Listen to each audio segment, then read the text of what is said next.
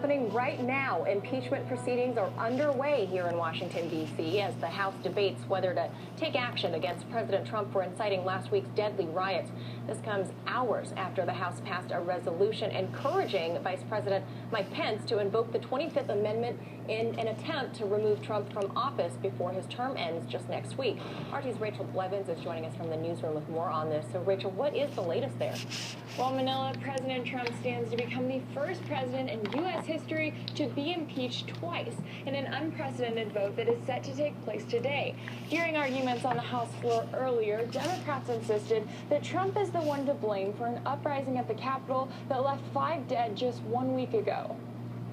We are debating this historic measure at an actual crime scene, and we wouldn't be here if it weren't for the President of the United States. If these actions, he hasn't had any hearings, he doesn't need any long, drawn-out consideration. If these actions are not worthy of impeachment, then what is an impeachable offense? There is no doubt in my mind that the President of the United States broke his oath and incited this insurrection. They argue that Trump should be impeached because he is, quote, a threat to national security, democracy, and the Constitution. And if he remains in office, he could act in a manner that goes against the rule of law. While a handful of Republicans have signaled that they will support the latest attempt to remove Trump from office, others on the House floor criticize the path their colleagues have taken and said they believe it will only create more division. No hearings have been held, no witnesses heard, no process or opportunity to respond was provided to the president. No members had an opportunity to review or amend this article before it came to the floor. This is hardly the way the House should undertake such a serious act. At a time when our nation is more divided than ever before, let's put people before politics.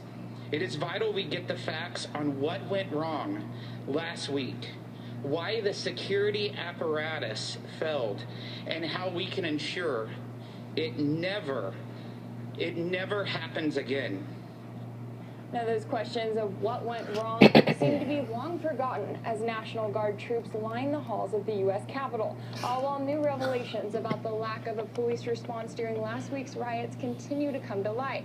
The House was successful in passing a resolution last Tuesday night calling on Vice President Pence to invoke the 25th Amendment, which would remove Trump from office on the grounds that he is not capable of fulfilling his role as president. But Pence said he has no plans to do so, as he believes such an action would not be in the best interest of the nation. All of this setting up for what could be a lengthy battle, as Senate Majority Leader Mitch McConnell says he has no plans to call an emergency session to remove Trump from office before his term ends. Tensions still remain high across the country as Democrats now push to keep Trump from coming back again to try for a second term in 2024. Reporting in the newsroom, Rachel Blevins, RT. So as President Trump faces a second impeachment in the House, Americans are on edge with the inauguration of Joe Biden just days away. For analysis, let's turn to Pulitzer Prize-winning journalist and author, host of On Contact. Chris Hedges is joining us. Chris, so members of Congress are weighing Trump's second impeachment right now as we speak.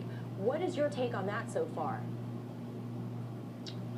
My take is that there are impeachable offenses, and they've been in place since Trump took office. Bruce Fein, the constitutional scholar, listed them: defiance of congressional subpoenas and oversight, spending billions on a southern border wall that were never appropriated for that purpose, continuing or expanding presidential wars that were not declared by Congress.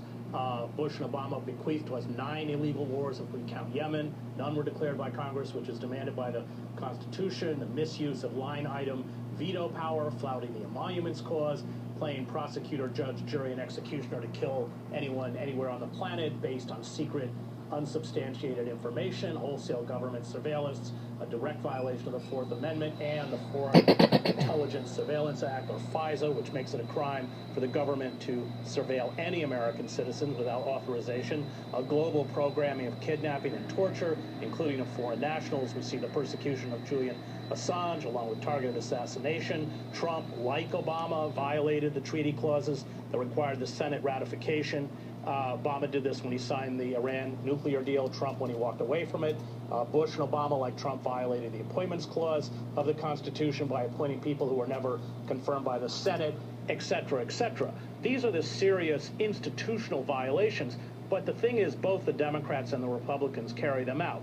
So when they went after Trump the first time, it was on the attempt to shake down the Ukraine.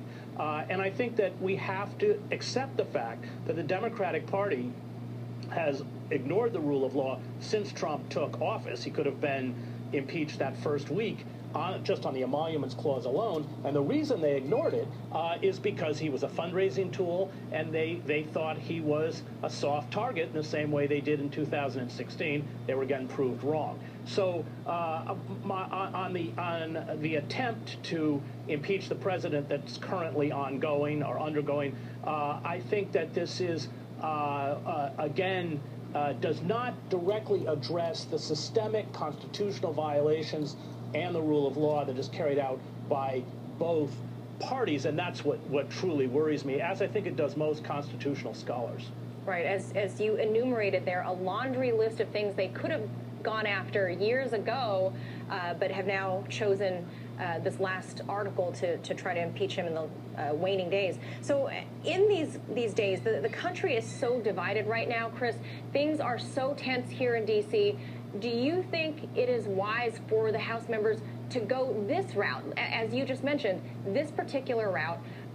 You know, what about the arguments of this will further drive a wedge between citizens, or the argument that this is a means to strip Trump of the possibility of running again in 2024? Well, that's clearly what the Democrats and apparently some Republicans, maybe even Mitch McConnell, would like to happen. It would invalidate Trump as a candidate. Will it drive a further wedge, widen the divides? Without question. Will it exacerbate those fringe elements who want to carry out violence? Without question. I think my concern is more procedural. There's no hearings, there's no testimony, the Trump White House is not allowed to respond. It's a kind of snap impeachment. And do we really want to see snap impeachments become a kind of tool to invalidate presidents by either party? It's more procedural that worries me. Hey, Shalom, Carlo, Yabashin, Yosha. Shalom to the left. What you're seeing, man, is Esau's fall, man. Right before your eyes, if you can see. Now, I'm gonna just pull a few precepts here, man. That's all. I don't want to make this too long. I just want to show how silly they looking. It's the book of Psalms, chapter 64, verse 8. It says, so they shall make their own tongue to fall upon themselves. All that see them shall flee away. In these other countries, they ain't dealing with them. Saudi Arabia, China, Iran, Russia, all these different little countries, they're not trying to deal with them. Cuba, Venezuela, they fleeing away from them because they see how they are. They're seeing how they lay out these treaties and these laws. And you heard the guy in the video, the guy, what his name is, Chris Hedges. You heard the guy say, hey, they make all these laws about not surveillancing certain people without the right to, grabbing people up, kidnapping people, or killing people in foreign countries, which they did last year with the guy, Soleimani. And they do the shit any damn way. Let me go to this other precept. See. And one of their phrases that they said they damn self, united we stand, divided we fall. And what's about to happen? This is about to happen right here.